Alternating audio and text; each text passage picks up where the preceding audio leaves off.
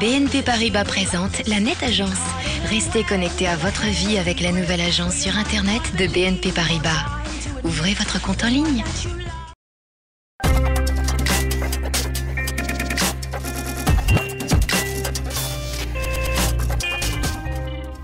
Bonjour et bienvenue à tous. Dans 10, dans 20, dans 30 ans, dans 40 ans maximum, nous prédit-on, ce sera la fin des énergies fossiles qui assurent aujourd'hui 85% de l'énergie consommée dans le monde. Comment imaginer la politique énergétique de demain en France et avec nos partenaires internationaux? C'est la question que pose cette semaine Paris Tech Insight et à laquelle on va essayer tous ensemble de répondre après avoir regardé ces images.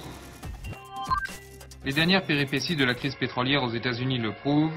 L'époque de l'énergie abondante et à bon marché est révolue. Suite au premier choc pétrolier de 1973, la France se voit obligée de prendre une décision historique. Nous venons de prendre aujourd'hui une décision extrêmement importante. C'est de lancer en 1974 et 1975 13 centrales nucléaires nouvelles. Cette décision, appuyée par une grande campagne de communication encore célèbre, en France, on n'a pas de pétrole, mais on a des idées, a installé le nucléaire et la fragilité de la dépendance pétrolière dans l'esprit de la population.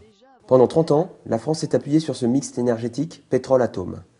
Mais face aux pressions écologiques et au vieillissement de son parc, la France doit aujourd'hui prendre des décisions pour les générations à venir. Philippe Garderet, vous êtes directeur scientifique du groupe Areva, donc vous représentez un acteur central de la filière nucléaire. Est-ce que du coup, vous n'avez pas un peu la pression chez Areva que vous avez une forte pression sur vos épaules, que l'avenir de l'indépendance énergétique, elle repose un peu sur vous? Aujourd'hui, Areva construit des réacteurs nucléaires, les entretient, donc la pression en France, elle est moins sur la construction de réacteurs que sur le fait de maintenir cet outil industriel en très bon état de marche. Donc l'enjeu pour un pays qui s'est doté, je dirais, de ses moyens de production, c'est de bien les utiliser, et j'ai envie de dire de bien les utiliser le plus longtemps possible.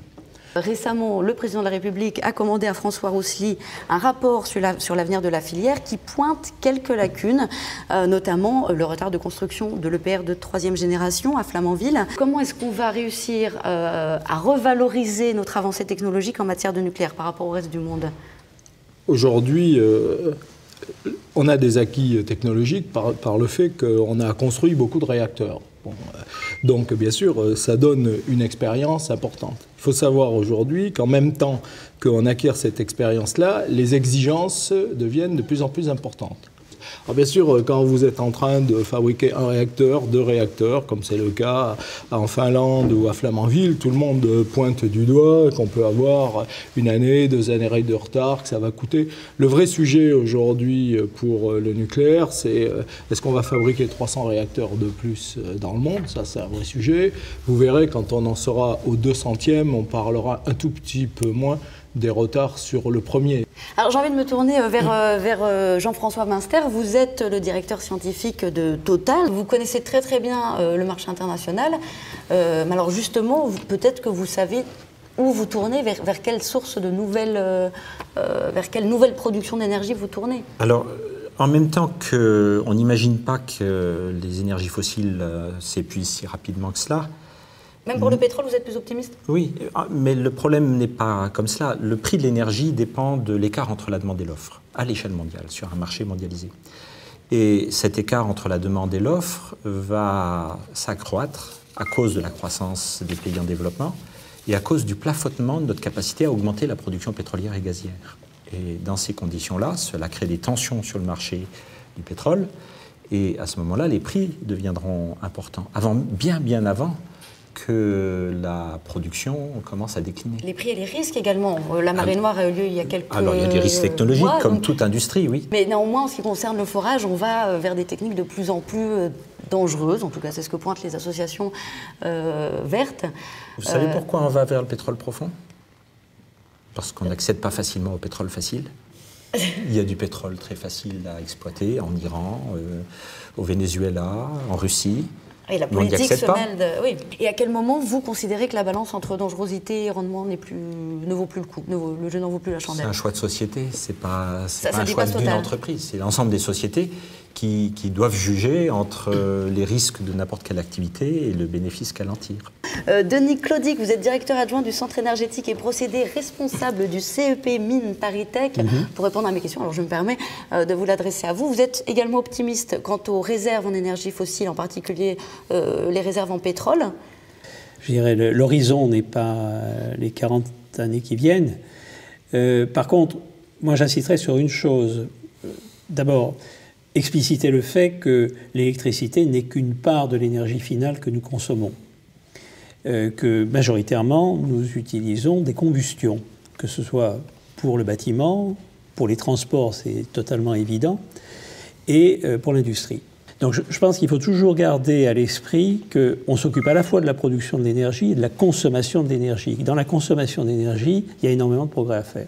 Je crois que la grande évolution des offreurs d'énergie, c'est qu'ils se préoccupent de la consommation et qu'il y a un gain pour eux, y compris à ce que leurs clients consomment moins. Ce qui est quand même une très grande nouveauté. Je voudrais rebondir sur ce que vient de dire Denis Clodic.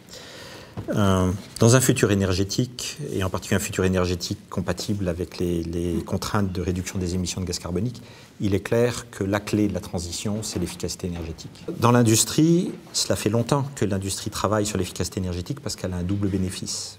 Elle a moins de dépenses d'énergie, donc elle paye moins de factures d'énergie. Et deuxièmement, quand elle est productrice d'énergie primaire, elle peut en vendre plus, puisqu'elle l'autoconsomme moins. Et un groupe comme Total fait à peu près 1,5% par an de progrès en matière d'efficacité énergétique. Et aujourd'hui, pas loin de 20% de notre effort de recherche est orienté vers cette logique-là. Je suis absolument d'accord. Bon, d'abord, ça coûte de l'énergie pour aller chercher l'uranium. Donc, vous pouvez savoir combien vous en dépensez et donc essayer de voir s'il y a des technologies qui vous permettent de faire ça. On est en train de construire une usine d'enrichissement de l'uranium dans laquelle la consommation d'électricité aujourd'hui pour faire ça, elle sera moindre d'un facteur 10. Il est bien clair qu'il faut qu'on arrive un jour à fournir de l'électricité, du chauffage à tous les gens à la surface de la planète. Mais ce qu'il faut faire attention quand même, c'est qu'il ne faut pas renverser les choses. C'est-à-dire à certains moments, ils ont dit, vous voyez, à condition de mener ces politiques partout, il n'y aura pas besoin d'énergie, donc on peut arrêter d'en chercher, etc. Il n'y a aucun de ces scénarios-là, même ceux qui font, je dirais, les hypothèses les plus extraordinairement optimistes, qui ne conduisent pas aujourd'hui, dans les 50 prochaines années, à un accroissement de la consommation énergétique. Aujourd'hui, les industriels quand même qui travaillent dans le domaine de l'énergie, ils se préparent tous, de toute façon, à des investissements de production énergétique, y compris massivement. Quelles énergies alternatives vous imaginez, vous ainsi que vos collègues, pour demain? Il est clair que l'industrie du photovoltaïque est partie, et ce qui est intéressant, c'est qu'il y a une compétition entre différentes technologies.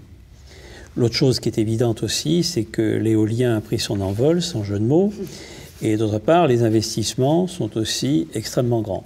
Bon, je dirais que ce tableau est clair. Je pense qu'il y a un tableau qui est beaucoup plus délicat, c'est ce qui relève de la biomasse. Donc on va avoir une question devant nous, c'est est-ce qu'il vaut mieux travailler sur les accumulateurs pour faire tourner des véhicules électriques, ou est-ce qu'il vaut mieux avoir des procédés extrêmement efficaces pour transformer une biomasse en carburant liquide? Finalement, quelle est la position de Total et d'Areva sur la question? Est-ce que vous envisagez de vous lancer vers la production d'énergie différente? Oui, on le fait déjà. Total a choisi d'être sur le photovoltaïque équipementier. Nous produisons du silicium, nous développons des technologies de production de silicium, nous produisons des cellules, nous produisons des panneaux et nous produisons des systèmes.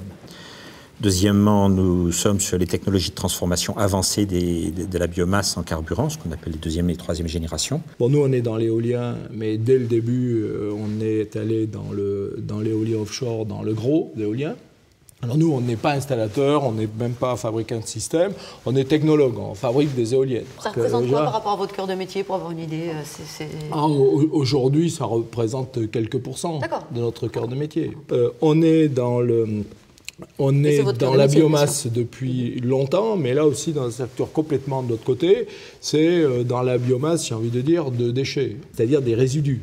On est dans le solaire, mais on a fait aussi le choix d'être dans le solaire à concentration, qui peut permettre de faire des grandes grandes centrales. Eh bien, je vais vous remercier tous les trois d'avoir participé à ce nouveau numéro de Paris Tech Insight. Merci Philippe Garderet, je vous rappelle que vous êtes directeur scientifique du groupe Areva.